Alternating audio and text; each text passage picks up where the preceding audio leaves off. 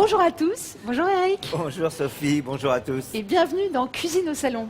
Alors Eric, on a fait pas mal de balades dans beaucoup de très belles régions françaises et nous voilà de retour à la capitale. Oui, la région Île-de-France, très Exactement. belle région, riche en couleurs. Alors, pas trop de soleil, mais on a malheureusement. la couleur avec les produits. Voilà, plein de produits. Alors aujourd'hui, on va parler de différents produits. On va cuisiner toute Île-de-France avec de l'agneau pour commencer. Donc Agneau de l'agneau, d'Île-de-France. évidemment. Ensuite, on va associer ça avec du miel. Alors, différents miels, on va voir toutes fleurs, du miel de châtaignier. Même tu de vas en parler. sarrasin. Mais bien sûr, en Europe. Millefleurs, acacia. Bon, c'est vrai que du miel, pardon, on en trouve dans toutes les régions, mais on suppose pas qu'on puisse en trouver aussi facilement à Paris et dans la région Et on parisienne. recule devant rien. Et on va travailler des produits.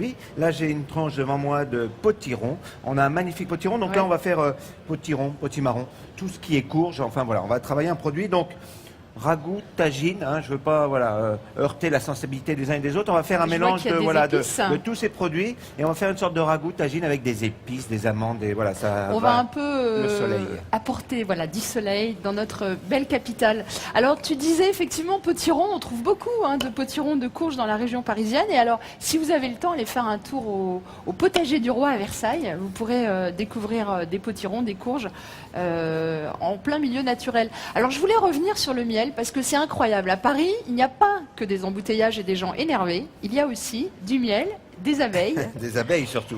Tu sais combien il y a de ruches à Paris ?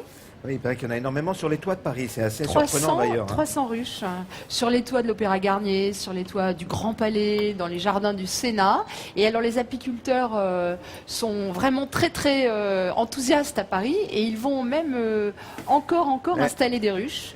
Tiens, je vais prendre juste l'agneau, je vais juste rentrer dans la recette. Alors on va faire revenir d'abord l'agneau. Oui. Donc un morceau de gigot, d'accord, ou un morceau d'épaule. Là, c'est quoi comme morceau? de gigot. D'accord. Alors un producteur évidemment d'Île-de-France qui nous a gentiment offert ce produit. Exactement. Alors je reviens sur le miel parce que je t'ai coupé pour te dire qu'on allait faire revenir là. Très grosse production. D'ailleurs, monsieur Oui. l'apiculteur qui nous a gentiment... Ça, c'est un miel de Brie, j'ai vu. Voilà, exactement. Et donc, très grosse production. On peut aller jusqu'à 40 tonnes de miel. Incroyable. Voilà. Alors, cette année, apparemment, ils en ont fait l'année dernière, 13 tonnes pour un problème de climat. D'accord. Parce qu'il n'y avait pas assez d'hygrométrie. Et donc, il y avait trop de froid dans les périodes, si tu veux, de avril, mars-avril. Et donc, une petite production, mais de qualité. Oui. Il m'expliquait également que c'était que des essences naturelles. C'est-à-dire, on voit châtaignier, on voit tilleul, on voit tout ça, tu parlais de sarrasin. Oui. C'est que des essences naturelles qui font qu'on a des miels de très bonne qualité. Alors pour le moment à Paris, on ne récolte que 500 kilos de miel. C'est assez peu, mais c'est aussi du miel de qualité.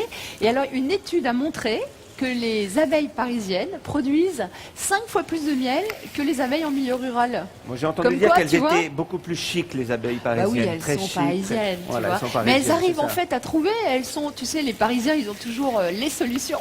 Donc ils arrivent à trouver de quoi butiner et produire du bon miel. Alors qu'est-ce que tu vas faire maintenant? Donc, comme je l'ai dit, potiron, Oui. potimarron, donc courge. J'aime bien laisser les morceaux un peu entiers comme ça, légèrement coupés en biais. Ouais. Donc on retire la peau, on garde éventuellement les pépins pour l'apéritif, d'accord? On les met à sécher. Ah oui, ça et on si les met vous au avez sel. le temps, c'est Voilà. très très bon. Dans Oui, il une- faut un peu de temps quand même pour faire Ah, ça. mais on a le temps. Quand on fait la cuisine, il faut prendre le temps. C'est Sinon... vrai. Et là, on va, dans une poêle, on va les mettre sans les blanchir, en morceaux comme ça, d'accord? On les fait dorer quelques minutes. Voilà, on va les faire compoter plutôt le terme. Alors moi je voulais revenir sur l'agneau, Eric. L'agneau d'Île-de-France, donc. Alors il a une particularité cet agneau. C'est un mélange d'ailleurs d'agneaux de France et d'Angleterre. C'est un croisement de races. Et surtout, en fait, c'est un agneau qui naît en novembre et en décembre. Tout simplement pour être sur les marchés à l'époque de Pâques. Tu le savais? Oui, c'est vrai que c'est une grosse production et Ouais. de très belle qualité. Alors, on dit bien agneau et non mouton, parce que par rapport à la... Il y a Ah des oui, gens qui on sont le un voit peu plus d'ailleurs, sensibles. on l'a vu là, il est très rose, il est très clair, contrairement au mouton qui est beaucoup plus foncé et qui a Alors, un goût très prononcé par Juste rapport à pour l'agneau. reprendre le fil de la recette, tu vois, Ouais. on y met donc un peu d'épices, on va gingembre, un petit peu de cannelle, on peut Ouais. également mettre du cumin, voilà, Oui, moi j'aime bien les ou du tagines avec camoun pour nos amis marocains, Oui, j'aime bien les tagines avec du cumin. un petit peu de paprika, Ouais. voilà, tout ça. Tu mets des gousses d'ail aussi. On peut mettre les gousses d'ail Entières. entières, l'écraser. Tu vas me couper l'oignon si tu veux en 4. D'accord. Et on va mettre ça à l'intérieur. Voilà. Donc là, on va faire cuire ça tout doucement dans notre récipient et on va pouvoir... Je te l'ajoute, ça. Voilà, vas-y.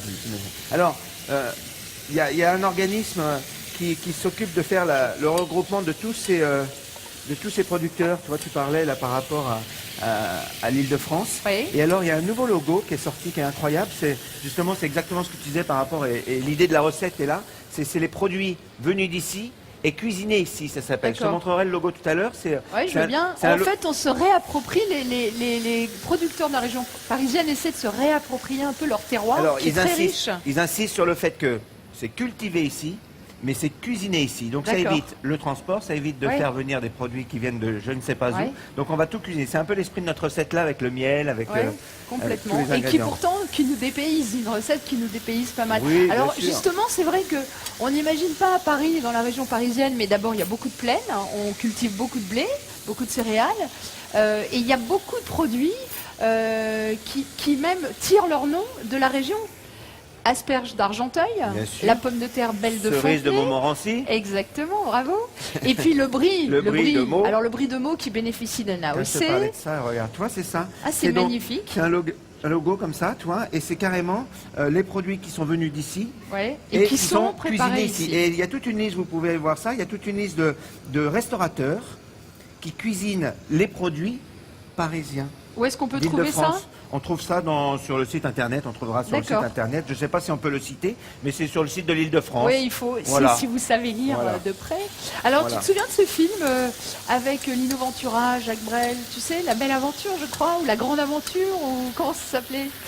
Et alors, ils sont en vacances et Lino Ventura n'en peut plus, en fait, des îles et des lagons. L'aventure, c'est l'aventure. L'aventure, c'est l'aventure. Et à un moment, il est sur ce voilier et il dit Paris, Paris, Paris. Et je le comprends, parce que c'est vrai qu'à Paris, on trouve quand même des produits incroyables et des producteurs qui savent les mettre en valeur. Pour continuer dans les produits, tu as la moutarde de Provins. Ouais. La moutarde de Provins, j'ai eu l'occasion de la travailler déjà. Tu as également, alors un produit qui est excellent, regarde le miel, regarde ça. Donc là, moi j'ai utilisé... ça c'est du miel de châtaignier. Très bon en cuisson parce que c'est un miel qui est très fort. Donc là, on va faire confire gentiment ton potiron. Les potirons. Que me disais-tu alors après la moutarde? La moutarde de Provins. Il y a également du safran. Et oui, madame, du safran du Val d'Oise. C'est vrai qu'il y a des très grands producteurs de safran en France, on l'ignore. Il y en a beaucoup dans le sud, mais il y en a effectivement dans notre coin, dans la région parisienne.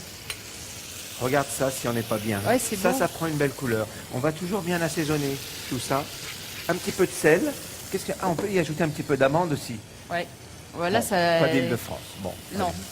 Ça va quand même. C'est juste pour amener un petit peu, voilà, des petites amandes ici. Un petit peu d'eau et on va pouvoir déglacer. Tu as mis des raisins déjà? Pas encore.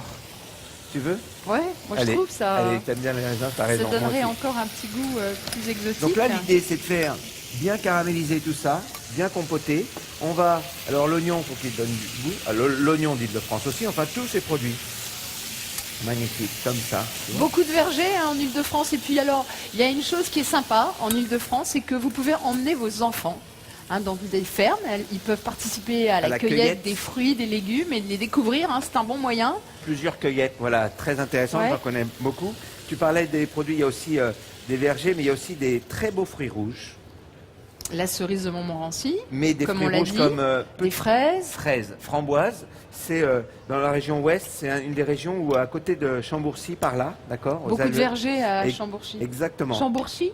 Ah, c'est pas mal ça. Alors dis-moi où c'est. Chambourcy, c'est pas très loin de chez moi d'ailleurs. Voilà, et donc là, il y a des magnifiques framboises, fraises et tout ça, d'Île-de-France. Alors, on fait compoter ça également. On va pouvoir déglacer ça avec un petit peu d'eau et on augmente la température. Beaucoup de salades, tu sais, aussi en Île-de-France. Ah oui. Et énormément de salades. En saison, quotidiennement, il est ramassé 170 000 salades. Vous vous rendez compte? C'est incroyable, hein? 170 000 salades. Ouais. J'adore la salade. Alors, ça, on va les faire cuire doucement. On pourrait mettre tous des légumes anciens, tu vois, ce qu'on appelle anciens, mais des légumes comme